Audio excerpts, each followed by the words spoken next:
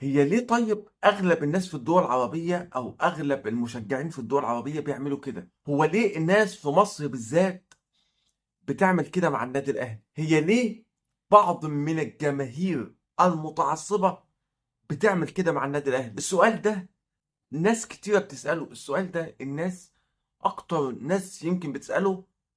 يمكن لعيبة النادي الأهلي بتسأل السؤال ده كتير. السؤال وهو إيه السؤال؟ هو ليه النادي الأهلي مكروه عربيا؟ يعني في الدول العربية نفسها ليه النادي الأهلي مكروه؟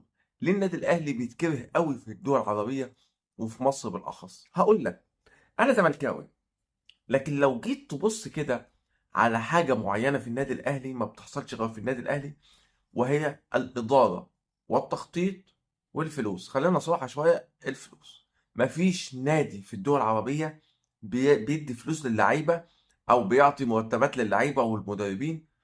أقوى نادي في الشرق الأوسط كله يمكن النادي الأهلي، أو خلينا في الدول العربية أقوى نادي النادي الأهلي. فدي ممكن تكون مضيقة شوية أو مخلية نفسية الأندية العربية التانية زي الزمالك، زي الوداد، زي الترجي، زي نهضة بركان، زي أي فرقة مغربية، جزائرية، تونسية، صفاقسي.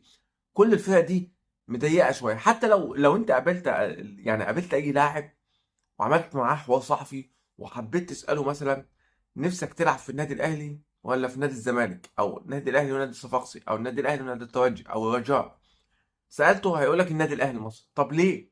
ليه؟ فعلشان كده ممكن تكون حتة الكورة دي شوية زي إيه؟ هقول لك، أنا هبسطها لك. ما تستغربوش إن أنا زملكاوي بقول الكلام ده فعلا بيحصل يا جماعة في الدول العربية كلها وفي مصر وفي نادي الزمالك. النادي الأهلي مكروه جدا جدا جدا في مصر. النادي الأهلي مكروه في الدول العربية، مكروه من كل أنحاء الدول العربية كلها. مش عايزين نذكر اسماء انديه، لكن يعني لو رحت اي حته يقول لك انا بحب النادي الاهلي. لكن لو جيتوا بيلعب مثلا مع فرقه مش من بلدك، يعني بيلعب الترجي وانا صفاقساوي بحب صفاقس، هشجع الترجي. هقول لك ليه. طيب هبسطها لك. لو انا دلوقتي بحب بنت، انا بحب بنت دلوقتي، خلاص، والبنت دي مش بتحبني، بتحب واحد تاني. البنت دي بقى اللي بتحب واحد تاني، الواحد التاني ده غني وانا فقير. يعني انا فقير وهو غني، وهي بتحبه عشان غني. هي بتحبه عشان غني.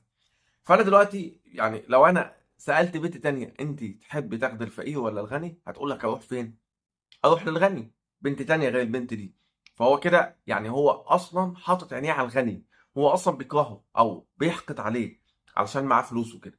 اهو بالظبط النادي الاهلي معاه فلوس وامكانيات. كل الانديه باصه للنادي الاهلي بالغل والحقد. يا رب تكون فهمت. بالغل والحقد. لكن لو سالت اللي عنده غل وحقد وقلت له مثلا انت مشجع زملكاوي ونفسك تكون زي النادي الاهلي، نفس النادي الزمالك بتاعك يكون زي النادي الاهلي، انا واحد هجاوب اقول لك يشرفني ان اكون زي النادي الاهلي في الاداره، في التخطيط، في اللاعبين، في كل حاجه. نفس الكلام في الترجي، ينطبق على الترجي والتونسي والصفاقسي والرجاء والوداد ونهضه بركان. كل الانديه نفسهم يبقوا زي النادي الاهلي.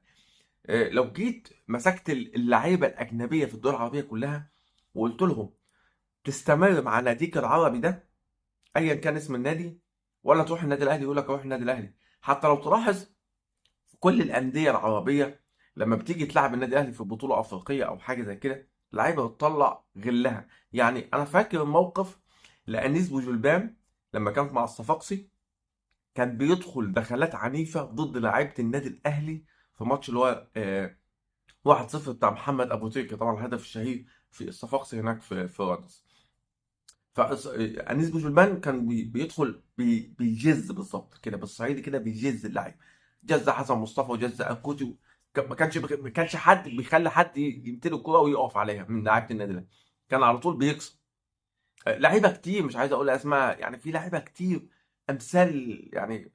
مش عايزين نتكلم كتير عن الامثال لان انا مش حاضر معايا غير موقف انيس بوجلبان. ولو انتوا فاكرين مواقف كتيره حصلت مع النادي الاهلي وبعد كده بقى لاعب في النادي الاهلي، اكتبوا لي اسم اللاعب. فده يمكن النادي الاهلي اللي مخليه مكروه. طيب، هل الحاجه الاخيره بقى اللي هتريحك، هل احنا واجب علينا كزملكاويه نحب النادي الاهلي؟ انا عن نفسي النادي الاهلي لما بيلعب اي فريق افريقي او اي فريق عربي في دوري ابطال افريقيا او في اي بطوله، انا بشجع النادي الاهلي. وبالاخص البطوله دي، النادي الاهلي النهارده هيلعب مع الترجي التونسي، واحنا هنلعب مع نهضه بركان. احنا كونفدراليه وهم طبعا دوري ابطال افريقيا، بطوله طبعا اقوى طبعا دوري ابطال افريقيا. لكن لو فزنا احنا وخدنا البطوله والنادي الاهلي فاز، واتمنى طبعا النادي الاهلي يفوز، هنلاعبه في السوبر وربنا يستر من مباريات السوبر.